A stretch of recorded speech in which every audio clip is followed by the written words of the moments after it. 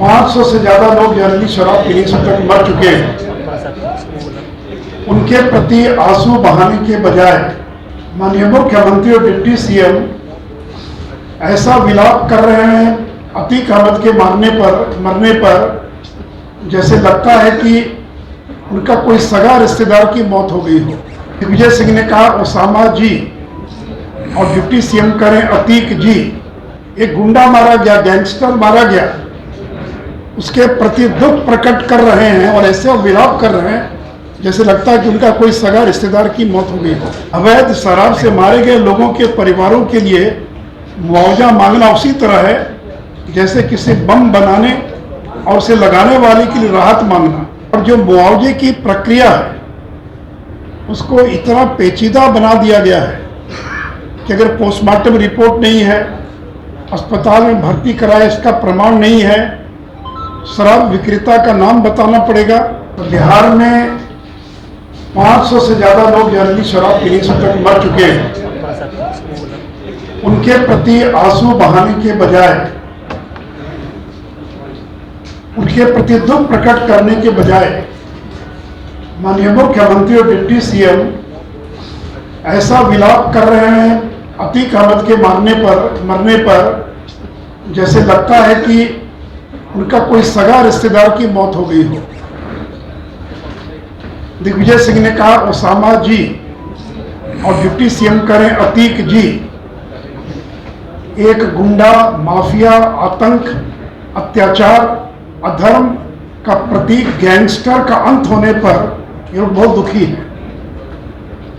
अरे कैसे मारा गया ये महत्वपूर्ण नहीं है, एक आतंक का पर्याय मारा गया, एक गुंडा मारा गया, गैंगस्टर मारा गया, उसके प्रति दुख प्रकट कर रहे हैं और ऐसे विलाप कर रहे हैं जैसे लगता है कि उनका कोई सगा रिश्तेदार की मौत हो गई हो। और मित्रों, कल जो मुख्यमंत्री ने ऐलान किया मुआवजे का, तो बिहार के मुख्यमंत्री को बीजेपी के सामने झुकना पड़ा है, घुटना टेकना पड़ा है। जिस मुख्यमंत्री ने यह कहा था जो पिएगा वो मरेगा, जिस मुख्यमंत्री ने यह कहा कि दारू पीकर मरने वालों का हम और प्रचार करवाएंगे और दारू पीकर मरने वालों को हम कभी मुआवजा नहीं देंगे, दारू पीकर मरने वालों से मेरी कोई सहानुभूति नहीं है। और एक बार उन्होंने 19 दिसंबर 2022 को कहा अवैध शराब से मारे गए लोगों के परिवारों के लिए मुआवजा मांगना उसी तरह है जैसे किसी बम बनाने और उसे लगाने वाले के लिए राहत मांगना। क्या राज्य सरकार उन लोगों को भी भुगतान करेगी जो बम लगाते हैं? ऐसा कभी नहीं होगा। मित्रों, जिस मुख्यमंत्री ने कभी आंसू नहीं बहाया, दुख नहीं बहाया, दुख प्रकट नहीं किया, वो मुख्यमंत्री अतीक अहमद के मारे जाने पर और दुख प्रकट कर रहे हैं। मित्रों, कल जो मुख्यमंत्री ने ऐलान किया है उसका पूरा श्रेय भारतीय जनता पार्टी को जाता है। सरकार ने कल ये स्वीकार किया कि अभी तक 199 लोगों की मौत हो चुकी है, जबकि भारतीय जनता पार्टी के अनुसार 500 से ज़्यादा लोगों की मौत जहरीली शराब पीने से हो चुकी है। सरकार का एक हमको डॉक्यूमेंट मिला है जिसमें 2019 और 20 में शून्य मृत्यु की बात कही जा रही कि कोई मौत नहीं हुई है। मित्रों, आपको मालूम है कि Bihar prohibition and excise act 2016, जो बिहार उत्पाद अधिनियम है 2016, उसकी धारा 42 में 4 लाख रुपए के मुआवजा का प्रावधान है। उस धारा 42 में यह भी प्रावधान है कि अगर जहरीली शराब पीने से कोई अगर गंभीर रूप से घायल हो जाता है या बीमार पड़ जाता है तो उसको 2 लाख रुपए तक की मदद की जाएगी, और सामान्य रूप से जो पीड़ित है उसको 20,000 रुपया का प्रावधान है। तो मरने पर 4 लाख, आंखों की रोशनी चली गई, गंभीर रूप से घायल हो गए, दिव्यांग हो गए, विकलांग हो गए तो 2 लाख, और सामान्य स्थिति में 20,000 रुपये का प्रावधान है। लेकिन बिहार सरकार ने अभी तक जिनकी आंखों की रोशनी चली गई, जो गंभीर रूप से बीमार हो गए, जिंदगी भर उनको इलाज कराना पड़ेगा, उनके लिए किसी प्रकार की घोषणा नहीं की गई है।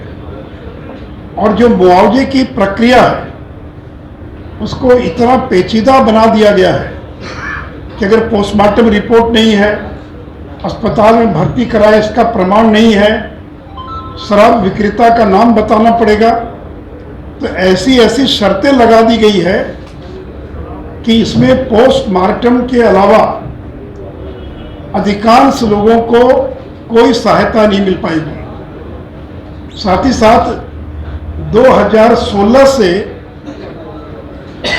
जब से ये कानून बना तब से उसी साल मुआवजा मिलना चाहिए था 2016 से, जो 17 में मरे, 20 में मरे, लेकिन सरकार 3 साल, 4 साल, 5 साल विलंब से मुआवजा दे रही है, तो परिवार तो उजड़ गया, बर्बाद हो गया।